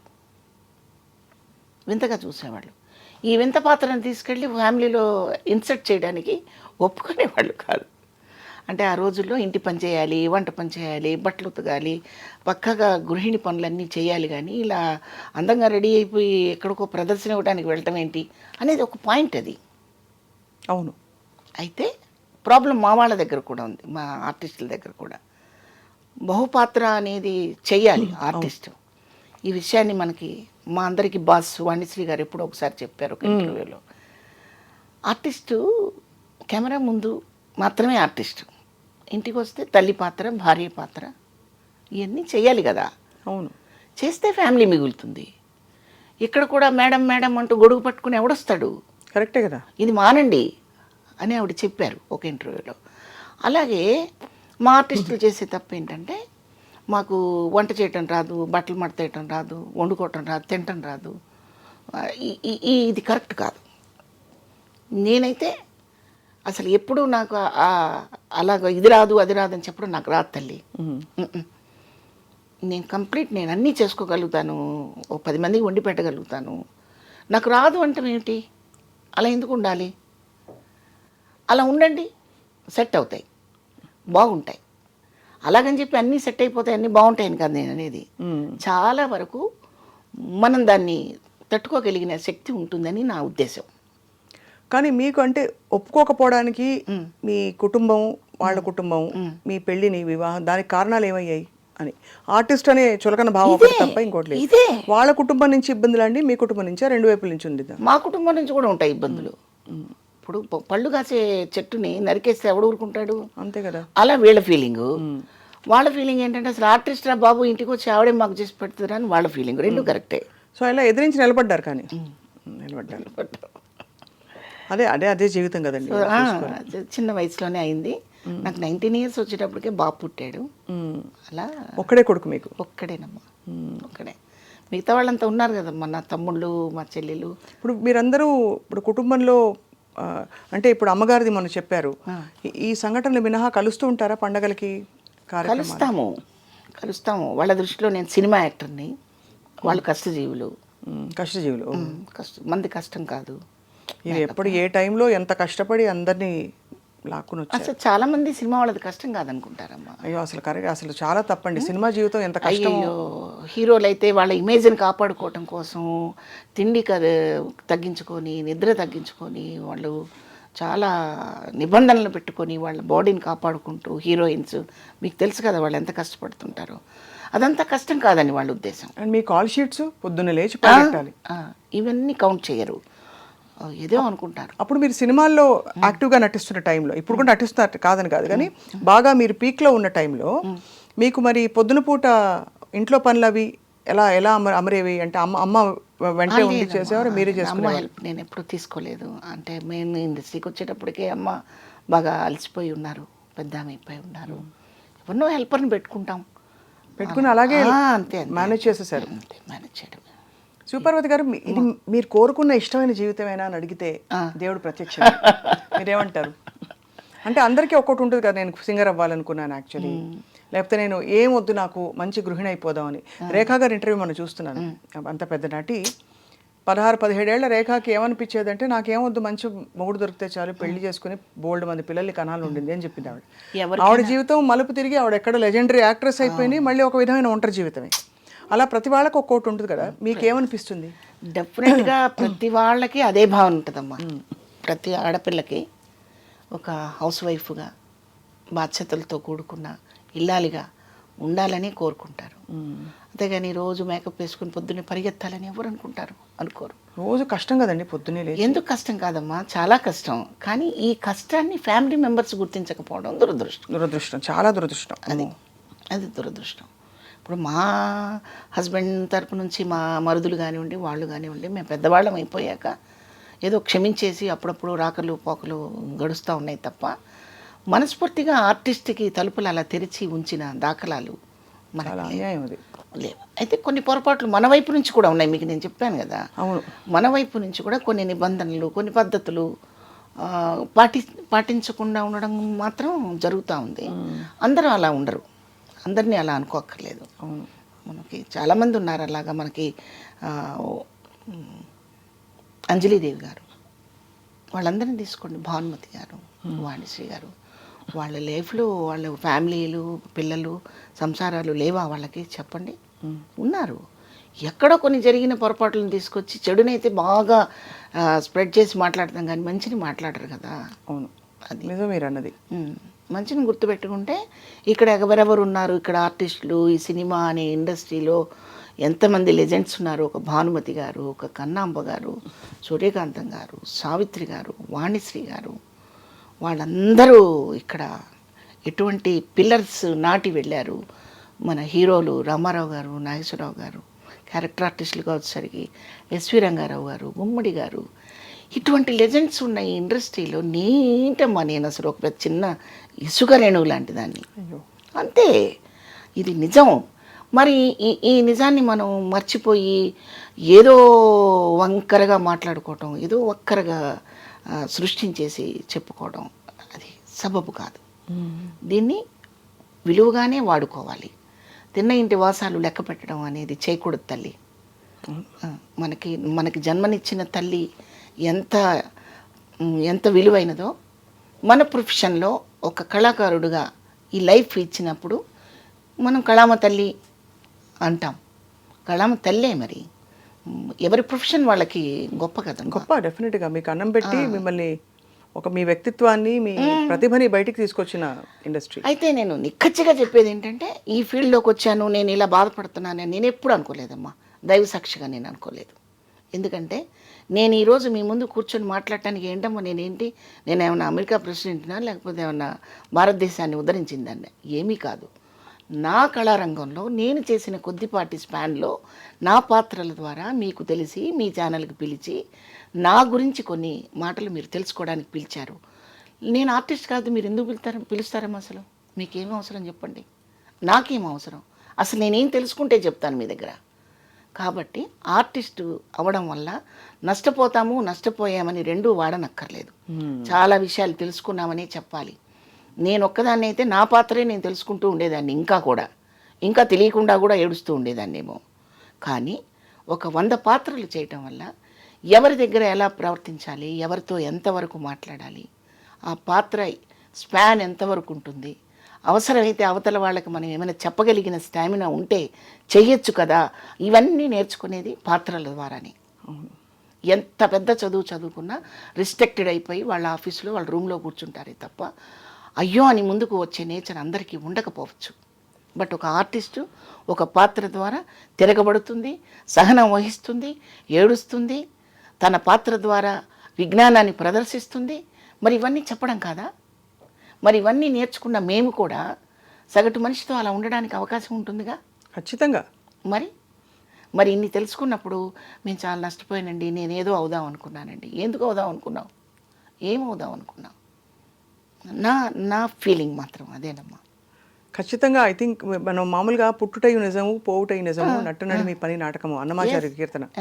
అలాగా మీరు రంగస్థలం అండ్ అలాగే నటనా పరంగా నేర్చుకున్న పాత్రలు, మీ జీవితం నిజ జీవితంలో మీ పాత్రలు అక్కగా కావచ్చు, ఇంటికి పెద్ద కొడుకుగా కావచ్చు, భార్యగా, అమ్మగా, అన్నీ చాలా చక్కగా నెట్టుకుంటూ లాక్కుంటూ వచ్చారు కదా శివపార్వతి. అవునమ్మా. ఇప్పుడు మరి టీవీ సీరియల్స్ ప్రపంచం ఎలా ఉంది మీకు?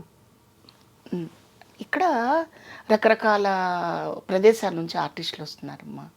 మన తెలుగు వాళ్ళకి కొంచెం ప్రాధాన్యత తగ్గింది. ఇస్తే ఇవ్వాలి. అవును, తగ్గింది. ఎందుకు తగ్గింది అంటే ఇదేమవుతుందంటే ఇంత వస్తువు ఇచ్చి ఒక 100 మందికి పెట్టండి అన్నట్టుగా వాళ్ళకి తక్కువ టైం ఇచ్చి ఎక్కువగా అవుట్పుట్ కావాలని కోరుకుంటున్నారు ఛానల్స్ అండ్ ప్రొడ్యూసర్స్. డైరెక్టర్ ఏం చేస్తాడు, గబగబా గబగబా గబగబా నేను డైలాగ్ ఓన్ చేసుకునే సమయం ఇవ్వడం లేదు. ఇంత ఫాస్ట్గా చెప్పేయాలి. ఈ చెప్పే దాంట్లో కొంతమంది ఆగి ఆలోచించి చెప్పారనుకోండి, వాళ్ళని తీసి పక్కన పెట్టడం. అసలు డైలాగు రాకపోయినా వాళ్ళకి ఆనందమే. ఎందుకంటే వాళ్ళు అడగరు కదా, ఏంటిది తప్పు ఉంది ఇక్కడ అని అడగరు కదా. అవును, భాష తెలిస్తే కదా అక్కడ నేను అడగడానికి. అడగనప్పుడు ఇంకా సౌలభ్యం. అందుకని భాషరాని వాళ్ళని పెట్టుకొని తీసే బదులు తీసి అవతల పడేస్తున్నారు అంతే. అలా అంటే సీరియల్స్ షూటింగ్లు అంటున్నాను నేను. సీన్స్ పాత్రలను కూడా మనం కొంచెం దాన్ని చక్కగా పాలిష్ పెట్టాలనుకుంటే టైం పోద్ది అనుకొని ఆర్టిస్ట్ని మార్చేస్తారు. ఆ ఆర్టిస్ట్ మార్చేసే నేపథ్యంలో వేరే వాళ్ళని తీసుకొచ్చుకోవడం పెట్టుకోవడం కొంచెం జరుగుతూ ఉంది. ఆ మధ్య డబ్బింగ్ సీరియల్స్ వల్ల అయిన ఇబ్బందులు చాలా యుద్ధం చేశారు, కానీ మన వాళ్ళు ఏమీ పాపం సాధించలేకపోయారు, ఇంకా వదిలేశారు కదా. ఇప్పుడేమో ఆర్టిస్టులని వేరే వాళ్ళని తీసుకొస్తున్నారనే ఒక ఇబ్బంది ఉంది. కానీ అయినా కూడా కన్నడ నేర్చుకోవాలి ఇప్పుడు మేము. మాకు వాళ్ళతో మాట్లాడాలంటే కన్నడ రాదు కాబట్టి ముందుగా కొన్ని పదాలు నేర్చుకొని అది అట్లా అయిపోయింది. అది నేను తప్పు అనడం లేదు. మంచి ఆర్టిస్టులు ఉన్నారు కన్నడ నుంచి, చాలా మంచి హీరోయిన్స్ ఉన్నారు, హీరోలు ఉన్నారు, అందరూ ఉన్నారు. ఇక్కడ వాళ్ళని కూడా కలుపుకుంటే అభ్యంతరం లేదు. మీరు పాలు తోడేయాలంటే పెరుగు కావాల్సిందే. అచ్చంగా పాలు అలాగే పెట్టారు ఉంటే ఇరిగిపోతాయి కదా. అవును, కనీసం తోడన్నా వేయాలి కదా అందులో. అట్లా ఆర్టిస్టులని ఇక్కడ వాళ్ళని కూడా కొంచెం వాడితే ఖచ్చితంగా వాడాలి. బాగుంటుంది. ఇక్కడ ఏం తక్కువ టాలెంట్, అసలు ఎంతమంది గొప్ప ఆర్టిస్టులు ఉన్నారు. మంచి ఆర్టిస్టులు ఉన్నారు, చాలా మంచి ఆర్టిస్టులు ఉన్నారు. టైమింగ్స్ కొంచెం పాటించలేకపోవడం, మా ఏజ్ లాంటి మా లాంటి వాళ్ళు, అది వాళ్ళకి కొంచెం ఇబ్బందిగా ఉండడం చేత ఇలా జరుగుతున్నాయని నేను అనుకుంటున్నా. మీ బెస్ట్ ఫ్రెండ్ ఎవరు? శివపార్వతి గారు. శకుంతల గారా? అప్పుడు ఒకప్పుడు కాదమ్మా. ఎవరు మీకు బాగా సన్నిహితులు ఇండస్ట్రీలో? సన్నిహితులుగా అట్లా గబుక్కున చెప్పలేను, ఎందుకంటే నాకంటే పెద్దవాళ్ళు, వాళ్ళు నా ఫ్రెండ్స్ అంటానికి వీల్లేదు. ఎక్కువగా అన్నపూర్ణ గారితో మాట్లాడుతుంటాను, రమాప్రభు గారితో మాట్లాడుతుంటాను, ఎప్పుడో ఒకసారి వాణిశ్రీ గారితో మాట్లాడతాను. ఆవిడ ఒక మహాఘని, విజ్ఞాన ఘని. అన్నపూర్ణ గారా? కాదమ్మా, వాణిశ్రీ గారు. అంటే ఈమె కాదని కాదు, చెప్తున్న వ్యక్తి కాదని. అదే అర్థమైంది. మీరు అంటున్నది వాణిశ్రీ గారు అసలు ఆధ్యాత్మికతలో మొత్తం వెళ్ళిపోయి ఒక విజ్ఞాన ఘని. ఎంత అందగత్తండి అసలు. అమ్మ ఏం అందం. చీరకట్టుకి చుక్కలకి వాటికి కొన్ని సార్థకత తీసుకొచ్చిన కొన్ని చీరలకు ఆవిడే అడ్రస్, కేర్ ఆఫ్ అడ్రస్. అప్పటికి ఇప్పటికీ మనం ఆవిడ సినిమాలు, ఆ ఫేస్ డిజైన్ మళ్ళీ వేయలేదు ఎప్పుడు దేవుడు, మరి అదేంటో కానీ. అవును, మొత్తం ఇప్పుడు ఆవిడ లోపలికి వెళ్ళిపోయారు, ఇంట్రోవర్ట్ అయిపోయారు బాగా. అవును, ఎక్కువ బయటికి కనిపించడం లేదు. అవును అవును. ఫ్రెండ్స్ అని చెప్పడానికి సినిమా ఇండస్ట్రీలో ఉండరమ్మా, ఎవరి పని వాళ్ళదే. అంతేనా? మీకు ఎప్పుడైనా కష్టం వస్తే మరి ఎవరికి చెప్పుకునేవారు? ఎవరు చెప్పారు? నాకే చెప్పుకుంటాను. మీకే చెప్పుకుంటా. అదే కరెక్ట్ కూడా. అంతే కదమ్మా. అవును కదా. కాతే నాకంటే కాస్త ముందు వచ్చారు కాబట్టి, నాకంటే సీనియర్స్ కాబట్టి, తెలిసిన విషయాలు అయి ఉంటాయి కాబట్టి షేర్ చేసుకుంటాను. అన్నపూర్ణ గారితో, రమాప్రభు గారితో షేర్ చేసుకుంటాను. అంతకంటే ఎక్కువగా నాతో మాట్లాడుకుంటాను. మనకి మనమే జడ్జిమెంట్ అవ్వాలమ్మా ఇప్పుడు. పోనీ తెర మీద మీ ఫేవరెట్ కో స్టార్స్ ఎవరంటే ఎవరి పేరు చెప్తారు? ఇప్పుడా ఇప్పుడు కానీ అప్పుడు కానీ మీరు బాగా గుర్తుండిపోయి కొన్ని సినిమాలు వాళ్ళతో చేయడం ఒకటో రెండో ఆ నాకు సందర్భంలో బాగా ఇష్టమైన వాళ్ళతో నేను అసలు సినిమా చేయలేదు. ఎవరు? చూస్తూ ఉండడమే, ఆరాధనాపూర్వకంగా చూస్తూ ఉండడమే తప్పితే చెయ్యలేదు. ఎవరు శివపార్వతి గారు మీకు ఇష్టమైన? సావిత్రి గారు. సావిత్రి గారితో. సావిత్రి గారితో ఆవిడతో చిన్న అనుబంధం కూడా ఉంది నాకు సావిత్రి గారితో. అదే ఈ మానవుడు దానవుడు సినిమా చూస్తూ ఇంట్లో చివాట్లు తింటున్న సమయంలో సావిత్రి గారికి ఇంకా శారద గారికి చాలా పెద్ద పెద్ద ఆర్టిస్టులందరికీ సన్మానాలు పెట్టారు తెనాల్లో. చూద్దామని వెళితే అన్ని గేట్లు మూసేసి ఉన్నాయి. ఏ గేట్లు నుంచి వెళ్ళలేకపోయాను. అలా పడిగాపులు కాసి కాసి కాసి చివరికి ప్రోగ్రాం అయిపోయి బయటకు వస్తున్నప్పుడు ఆమె దగ్గరగా వెళ్ళి ఇలా పట్టుకున్నాను నేను. పట్టుకుంటే ఆవిడ చేతిలో ఉన్న పుష్పగుచ్చం నా చేతికి ఇచ్చి దెబ్బలు తగులుతాయి దూరంగా ఉండమని అయ్యో అలా బ్లెస్ చేసి నా తల మీద ఇలా చేయి వేసి అలా దగ్గరకు తీసుకున్నారు. అదే నాకు బ్లెస్సింగ్స్ ఏమో. ఆ మరుసటి సంవత్సరమే నేను స్టేజ్ ఎక్కడం జరిగింది. మనకి గుళ్ళోకి వెళ్ళాక కొన్ని వైబ్రేషన్స్ వస్తాయి కదా అమ్మ. అలా అవును. అట్లా మనకి జరిగితే నేను ఈరోజు గుళ్ళోకి వెళ్ళి వచ్చానందుకు ఇది మంచి పని జరిగిందని మనం నమ్ముతాం కదా. అట్లాగే ఆమెని టచ్ చేసి ఆమె కోసం అంత టైం వెయిట్ చేసి ఆమెను కలిసిన అనుభూతి నాకు చాలా ఆనందంగా ఉంటుంది. ఇంకా తర్వాత ఇంకా వాణిశ్రీ గారు ఇంకా చెప్పనాలేము కానీ మాటలు ఎన్నో ఉంటాయి గుండెల్లో. ఒక యాక్టింగే కాదు, ఆవిడ చీరకట్టు, బొట్టు, హెయిర్ స్టైలు, ఆవిడ హావభావాలు ఒకటని కాదు. చిన్నబాబు చిన్నబాబు అంటుంటే ఆవిడ హావభావాలు చూడాలి. అసలు ఒకటని కాదు. ఆవిడ సినిమాలు ఆల్మోస్ట్ నేను అన్నీ చూశాను. మేకప్ లేని సినిమాలు చూశాను. బాగా తీర్చిదిద్దిన బొమ్మలాగా తయారైన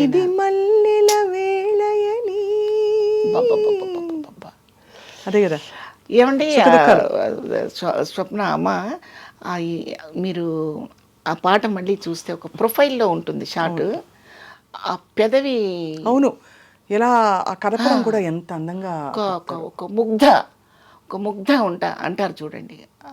చిన్న పిల్ల, ప్రపంచం తెలియని అమ్మాయి ఎలా ఉందో అలా ఉంటుంది ఆ షాట్లో ఆవిడ. అంటే ఆ ఏజ్ కూడా అదేననుకోండి ఆవిడది. ఇట్లా ఈ పాత్ర ఆ పాత్ర అని కాదండి, ఏ పాత్ర అయినా అవలీలగా చేయగలిగిన పరిస్థితి ఉంది ఆమెకి. మనం సావిత్రి గారు చాలా గొప్పగా గుండెల్లో పెట్టుకున్నాము. ఆ సావిత్రి గారిని కూడా దూకేశారు ఆవిడ. వాణిశ్రీ గారు కదా అమ్మా. వాణిశ్రీ గారు వేసినంత వెరైటీ ఆఫ్ క్యారెక్టర్స్ అసలు వండర్ఫుల్ అనమాట. అసలు ఆవిడ ఐ మేకప్ కానివ్వండి, ఐబ్రోస్ కానివ్వండి, ఆవిడ ప్రజెంట్ చేసే విధానం కానివ్వండి, చాలా ఎక్సలెంట్గా ఉంటాయి. మరి ఆవిడ చీర కట్టు మీకు ఇష్టం కాబట్టి మీ చీరలు, మీ కాస్ట్యూమ్స్ మీరే కొనుక్కుంటారా? సీరియల్స్, సినిమాలు వాళ్ళు ఇస్తారా? సినిమాకి వాళ్ళే కొంటారమ్మా. టీవీకి వచ్చేసరికి అవి ఇవి కలగబులగంగా వాడకపోతే ఈ ప్రయాణం నడవదు. ఇక చీర కట్టంటే ఆవిడలాగా కట్టడం ఆవిడకే చేత అవుతుంది, ఇంకెవరు కట్టలేరు. మనం చూస్తూ ఉండడమే, చెయ్యలేము. బట్టల పిచ్చి ఉందా మీకు? నగల పిచ్చి, బట్టల పిచ్చి ఉంది. అది అందరికీ ఉంటుంది. ప్రతి మనకి పిచ్చి ఉన్నా లేకపోయినా మనకి పిచ్చి పెట్టేలా చేస్తారు మన ప్రొఫెషన్లో. ఎందుకంటే మీకు ఎప్పుడూ ఒక సూట్ కేసు ప్యాక్ అయ్యి రెడీగా ఉండాలి నాకు తెలిసి, అంతేనా? ఒక 4-5 చీరలు, బ్లౌజులు, మ్యాచింగ్ జ్యువెలరీ. 4-5 ఏంటమ్మా, 50 పెట్టుకోవాల్సి వస్తుంది ఇప్పుడు. అవునా? ఫుల్ బిజీ అయితే. ఎన్ని రోజులు పనిచేస్తారు శివపార్వతి గారు పర్ మంత్ ఇప్పుడు? సీరియల్కి అయితే ఒక 10 రోజులు, 12 రోజులు, నెలలో అలా పెట్టుకుని 50-60 చీరలతో రెడీగా ఉంటారు ఎప్పుడు మీరు? ఎప్పుడు పిలుపు వస్తుంది, కాల్ షీట్ రెడీ రండి? వాళ్ళు కొన్ని కొంటారు, అవి కొన్ని నచ్చవు మనకి, క్యారెక్టర్కి నప్పవు. అప్పుడు మనం కొన్ని చొరవ చేసుకొని కట్టడము, కొనుక్కోవడము, ఇవన్నీ చేయాలి. లేకపోతే ముందుకు వెళ్ళదు సీరియల్. అంతే కదా. ఇంత బిజీలో ఉండి వంట వచ్చా మీకు? బాగా అంటే మళ్ళీ నా వంట నేను పొగుడుకోకూడదు.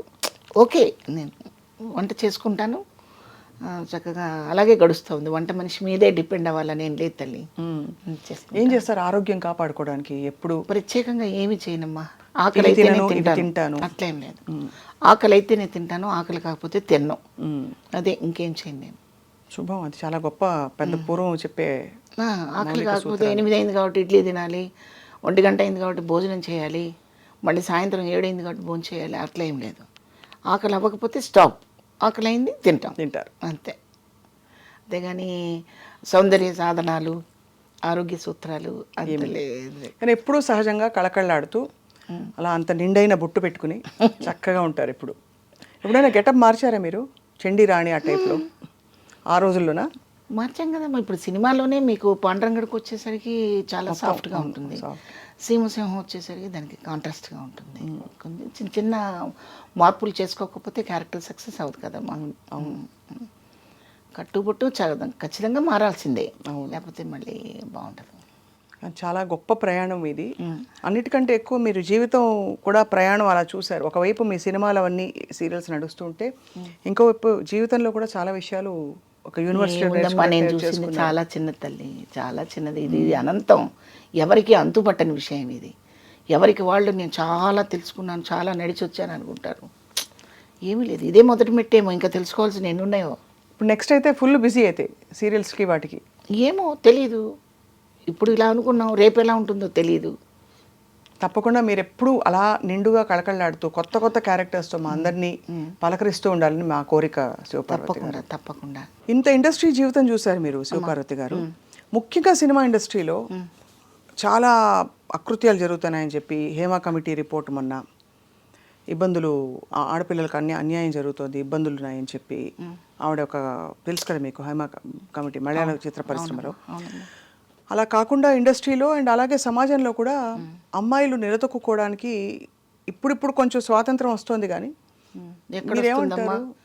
ఎక్కడ వస్తుంది అంటే ఎక్కడో ఒక 20 మందిలో ఇద్దరు వచ్చి గొంతెత్తి ప్రశ్నించగలుగుతున్నారు కానీ ప్రశ్నకి జవాబు దొరకటం లేదు. స్కూళ్ళల్లో జరిగేవి జరిగిపోతూ ఉన్నాయి. పసిపిల్లలని కూడా చూడకుండా దారుణాలు ఎన్ని జరిగిపోతున్నాయమ్మా. ఆ కాసేపు వేడివేడిగా మాట్లాడుకోవటం, ఛానల్స్లో వచ్చి గుండెలు పగలుకోవటం, మళ్ళీ మామూలుగా అయిపోతున్నారు. ఎందుకు ఇంత దారుణంగా తయారైందంటారు? దారుణంగా అయిపోవటానికి కేవలం చదువు అనేది డబ్బు కోసం చదువుకుంటున్నారు. పెద్ద చదువు చదివితే పెద్ద శాలరీ వస్తుందని భావనతో చదువుకోవటమే తప్పితే ఆ చదువులో స్కూల్స్లో కూడా కొన్ని చెప్పట్లేదని నేను అనుకుంటున్నాను. అంటే నేను చదువుకున్న చాలా తక్కువ, చదువు గురించి మాట్లాడే అర్హత నాకుందో లేదో నాకు తెలియదు. కానీ స్కూల్స్లో కొన్ని నిబంధనలు ఖచ్చితంగా పెట్టాలి. డ్రెస్ కోడ్, ఆడపిల్లలకి డ్రెస్ కోడ్ పెట్టాలి. డ్రెస్ కోడ్ పెట్టడం వల్ల ఏమొస్తుంది? చాలా మార్పు వస్తుంది. చాలా ఒక 50% మార్పు వస్తుంది. ఇప్పుడు మనకేం కావాలి, మనకి ఎందుకు వస్త్రం కట్టుకోవాలనేది మనకు తెలుసు. ఆ వస్త్రంలో నుంచి మళ్ళీ ప్రదర్శనలు చేసే పరిస్థితిలో వస్త్రాలు ఉంటే నేను చూడకూడదు, నేను కామెంట్ చేయకూడదు అనడానికి మీకేం అర్హత ఉంది? అంటే ఆడపిల్లలే డ్రెస్ కోడ్ సరిగ్గా వేసుకోవాలంటారు. వేసుకోవాలి. కానీ అలా జరగని పరిస్థితుల్లో కూడా ఫుల్గా నిండుగా కప్పుకుని ఉన్న పరిస్థితుల్లో కూడా అకృత్యాలు జరుగుతున్నాయి కదా శివపార్వతి గారు. అకృత్యాలకు కారణం జ్ఞానం లేకపోవటం, చదువు లేకపోవటం, ఆ చదువులో సరైన నిబంధనలు లేకపోవటం. ఇప్పుడు కొన్ని తెలుసుకోవడానికి కూడా ప్రయత్నం చేయరు. నాకు ఇట్లాంటి సందర్భంలో నాకు గుర్తుకొచ్చేది ఏంటంటే కరుణశ్రీ గారి ఉషశ్రీ పద్యాన్ని మీరు ఒకసారి గుర్తు చేసుకోండి. ఉషశ్రీ గారిదే కదా. నేను ఒక పూల మొక్కకడ నిలిచి చివాలున్న కొమ్మ వంచి గోరానేడనంతని నా ఆయువు తీతు అనే ఘంటసాల గారు పాడిన పద్యాలు మీరు ఒకసారి గుర్తు చేసుకోండి. ఇవి వాళ్ళు రాశారు, ఘంటసాల గారు పాడారు. మనకు చక్కగా ఒక అద్భుతమైన బంగారు గనిలాగా మనకు ఎలాగూ ఆ సంపద ఉంది. కానీ ఆ సంపదని అప్పుడప్పుడు మనం మెళ్ళ వేసుకున్న హారంలాగా వాటిని కూడా బయటికి తీసి చదవాలి, వినాలి. ఓ పక్కన గంగాధర శాస్త్రి గారు మీరు భగవద్గీతని చదవండి, చదవండి, వినండి, వినండి అని, ఓ పక్క చాగంటి గారు, ఒక పక్క గరికపాటి గారు, ఇలాంటి ప్రవక్తలు ఎంతోమంది బయటకు వచ్చి వాళ్ళ ప్రవచనాల ద్వారా ప్రజల్ని చైతన్యం చేయడానికి ప్రయత్నిస్తున్నప్పటికీ కూడా అది ఆపేసి వేరేది చూసుకునే దౌర్భాగ్య స్థితిలో మనం ఉన్నాం. పిల్లల్ని మంచి విషయాలు చూడనివ్వట్లేదు, మంచి విషయాలు విననివ్వడం లేదు. ఈ వెస్ట్రన్ మ్యూజిక్, వెస్ట్రన్ కల్చర్ మీద మనం అలవాటు చేసేసినప్పుడు అట్రాక్షన్, ఒక మ్యాగ్నెట్ లాంటి అట్రాక్షన్కి గురైపోతున్నారే తప్పితే మనిషికి సంబంధాలకి, బంధాలకి ఉన్న విలువని తెలుసుకోలేకపోతున్నారు. అక్కడ కేవలం అవసరమే కనపడుతుంది. ఈ అవసరాలతోనే వచ్చే ప్రమాదాలు ఇవి. కానీ మీరు అన్నది రైటే, 100% రైటే. ఆ మార్పు మనకి చాలా సంస్కారవంతమైన కళారంగంలో కూడా చాలా ఉంది, అవసరం ఉంది. అంటే కళారంగంలో పురుషులు స్త్రీలను వేధించట్లేదా? కళారంగంలో ఆడపిల్లల్ని చులకం చేయట్లేదా? వాళ్ళ నేచర్ అమ్మా అది. ఈ మాటలు మనకి అన్ని చోట్ల వర్తిస్తాయి.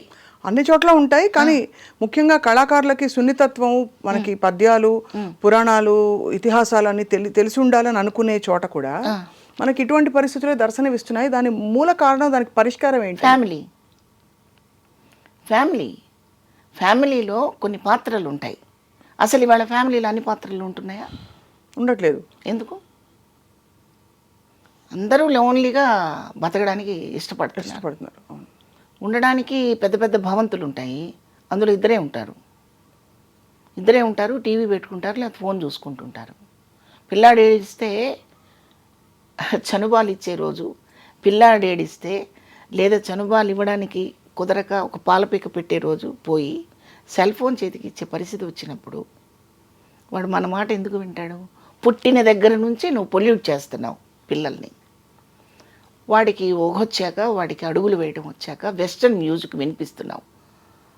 మరి వాడు ఆ వెస్ట్రన్ కల్చర్లో వెళ్ళిపోతాడంటే ఏం చేసినా తప్పు లేదు అక్కడ. మనకి అలా కాదు కదమ్మా. మన ఇండియాలో అలా ఉందా చెప్పండి, మీరు చెప్పండి. ఈ జీవన స్టైల్ మారినప్పుడు ఏం చేసినా తప్పు కాదనే పరిస్థితిలో మగపిల్లలు ఉంటున్నారు. నువ్వు మంచివాడివి కాకపోతే నీ ప్రాణం తీస్తారా అనే తండ్రి లేడు, నీ ప్రవర్తన కరెక్ట్గా లేకపోతే నీకు అన్నం పెట్టను రా అని తల్లి లేదు. అవునా కాదా చెప్పండి? అంత పట్టించుకోవట్లేదు, అంత నిన్న నేనేదో షాపింగ్కి వెళ్ళానమ్మా, ఏదో కొనడానికి షాపింగ్కి వెళ్ళాను నిన్న సాయంత్రం. మొత్తం షాప్ అంతా తిరిగారు. 5 years బాబమ్మ వెళ్ళిపోతున్నాడు బయటికి. వాడు ఏడ్ చేస్తున్నాడు. ఇంత షాప్ తిరిగారు ఏంటండి, మీకు డ్రెస్ దొరకలేదా, వెళ్ళిపోతున్నారు ఏంటి, వాడు ఎందుకు ఏడుస్తున్నాడంటే వాడికి నచ్చదండి, వాడికి నచ్చదు. 5 సంవత్సరాల పిల్లాడికి ఏంటమ్మా నచ్చదు? అదే కదా చెప్పండి. వాడికి నచ్చదండి, ఇంకో షాప్కి వెళ్దాం అన్నాడు, అందుకని ఇంకో షాప్కి తీసుకెళ్తున్నారు వాళ్ళు. నేనన్నాను, మీరు కొన్నది ఇవ్వడం నేర్పండి, వేసుకోవడం నేర్పండి అమ్మా. వాడికి ఏం తెలుస్తుంది 5 సంవత్సరాల పిల్లాడికి అంటే? లేదండి, రేపు బర్త్డే వాడిది, రేపు వేసుకోవడం చెప్తుంది తల్లి. అది గొప్పగా ఫీల్ అవుతున్నారు. అంటే అంత ఇండిపెండెన్స్ ఇవ్వడం. అది అలా చేయకండి. చాలా వరకు మార్పు వస్తుంది. కానీ మంచి చెడు చెప్పవలసిన బాధ్యత తల్లిదండ్రులదే.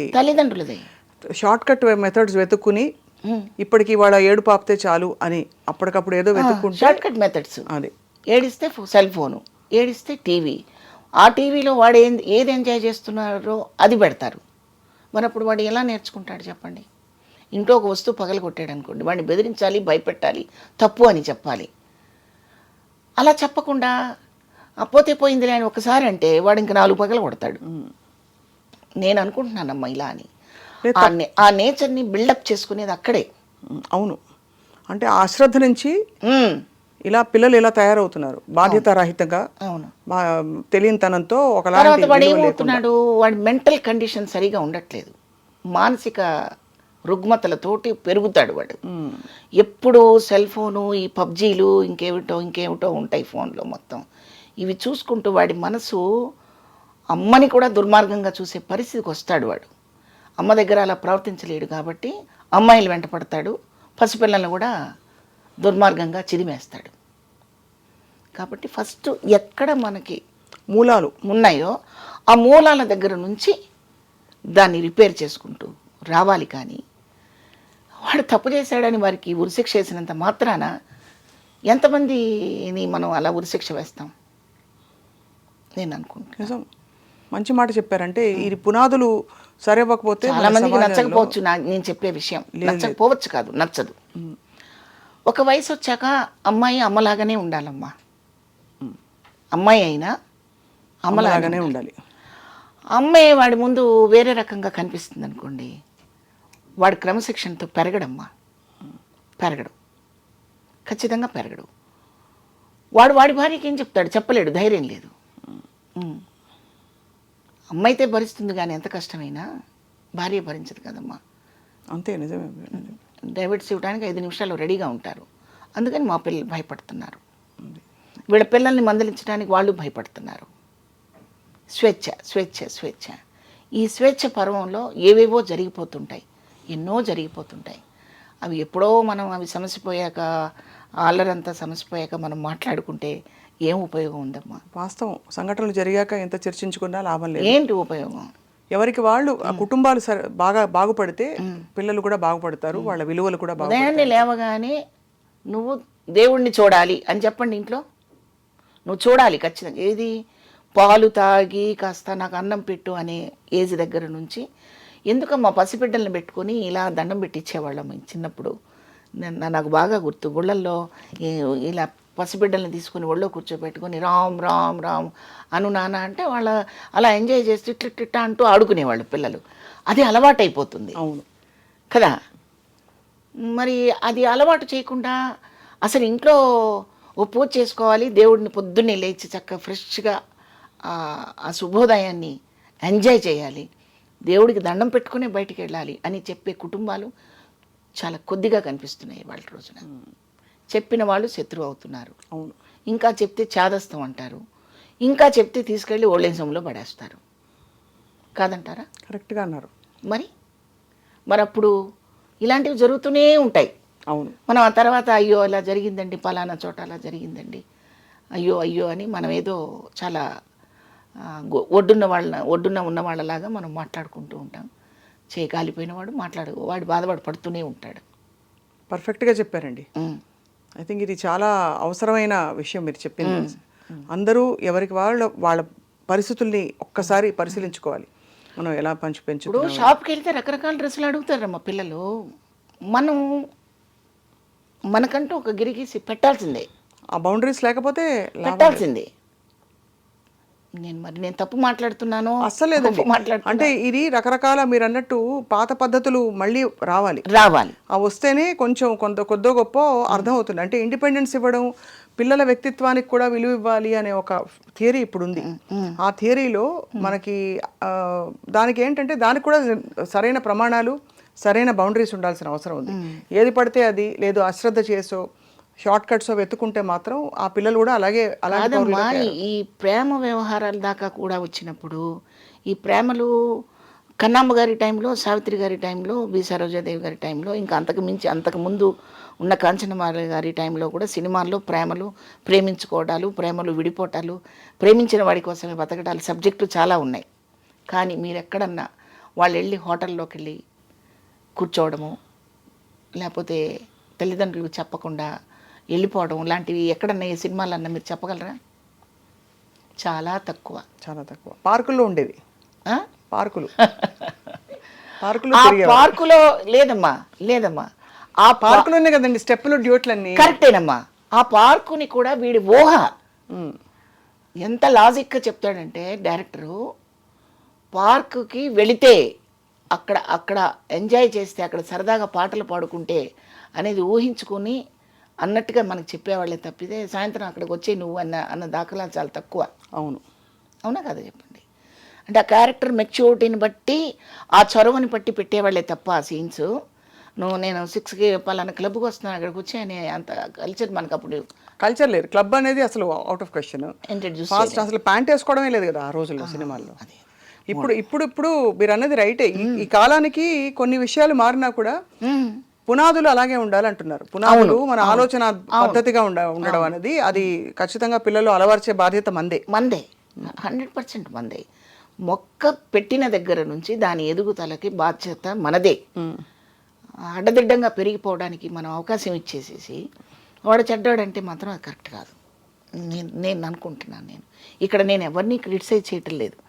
నాకు కుటుంబం ఉంది, నాకు కొడుకున్నాడు, నాకు మనవలు ఉన్నారు, నా ఇరుగు పొరుగు వారిని నేను చూస్తున్నాను, గమనిస్తున్నాను.